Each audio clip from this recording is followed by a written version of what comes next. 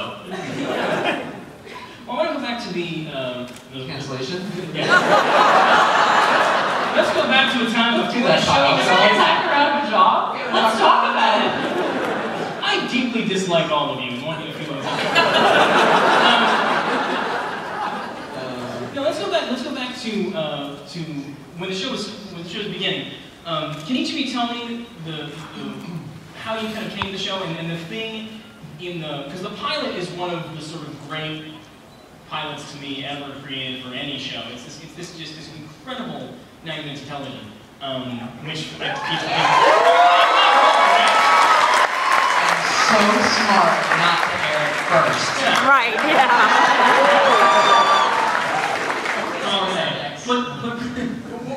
What was it that really jumped out at you about that script when you guys first took a look at it? Sean, go. Well, I actually didn't have the script before I met Joss. I met Joss, I was in New York, and I flew out to LA to meet Joss, and there was no script at all. There was only the one scene where I explained to the crew, like, the whole backstory with my sister that, like... I'm a genius, I'm the smartest ever.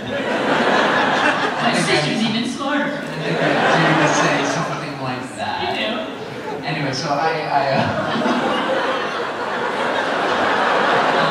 that voice too, by the way. And this is me in my best. It's brocade.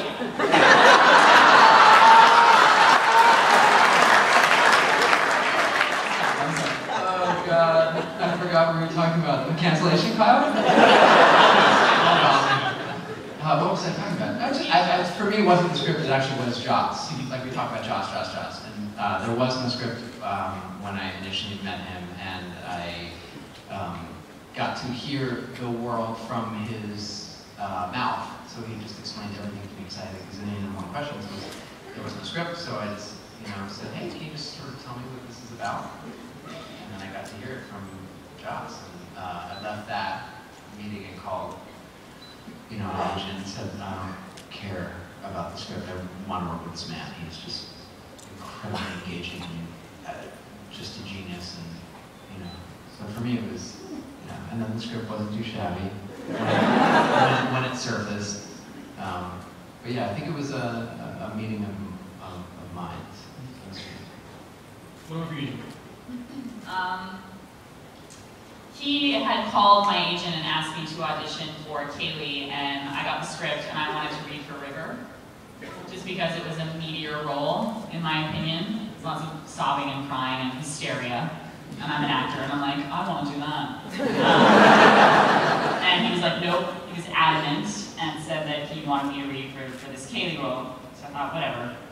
And I put it on tape, and it was the scene where we first meet Book, and I say, have you sailed on the Firefly? And I got a call a couple weeks later, and he wanted me to fly down to LA to meet with him, which I did, and we had a very quick meeting, a half-an-hour meeting, and worked the scene, and worked the scene, and worked the scene. And then I was testing that night. He said at 6 p.m. you'll be at Fox in front of a million executives, and don't fuck it up. Don't fuck it up, basically.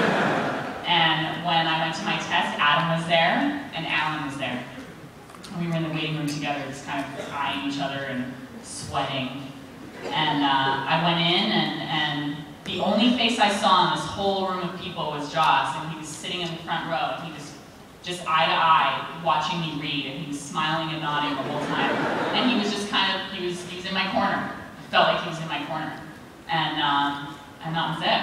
And walked out and got a call and said, welcome to the family. It was you and Adam and Alan in the waiting room? Yeah. Did you think you were all in the same role?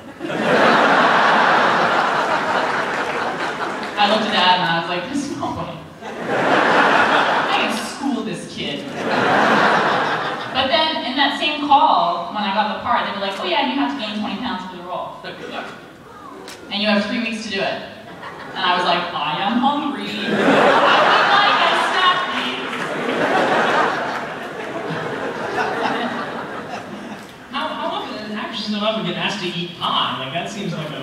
Eat pie. I ate everything. I ate the world. Remember when you saw me? I came up to shoot at the craft service table on a mound on a jelly donut.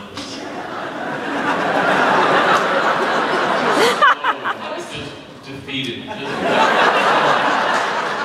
The world had kicked her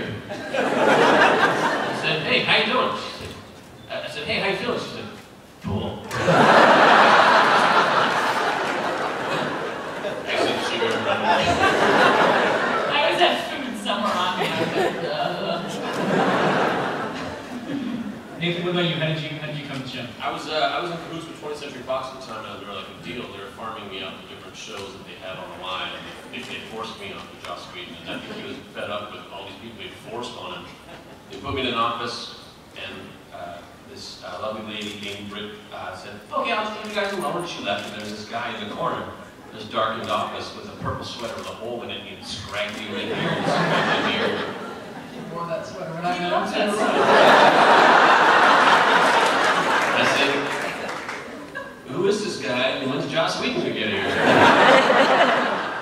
He was getting all prepped up to be Badger. He wanted to play Badger. Oh, yeah. He did Badger at every table. every background. And well. Yeah, he And did. very well. And then we chatted for 45 minutes, and like you said, it was the details. He had every detail worked out. Yeah. And I just been at another meeting, another sci-fi TV show meeting that they're going to have to develop an entirely new world. And I said, okay, so explain to me this. If this is going to be like that, and this happens like this, what's the challenge of the show to actually kind of do this? I don't know. We don't know. These things just work themselves out. Alright. But Joss, everything. He knew the lighting, the music, no sound in space. Bad guys wear hats. Good guys don't. He just knew everything. Except Jane. Bad guys wear hats.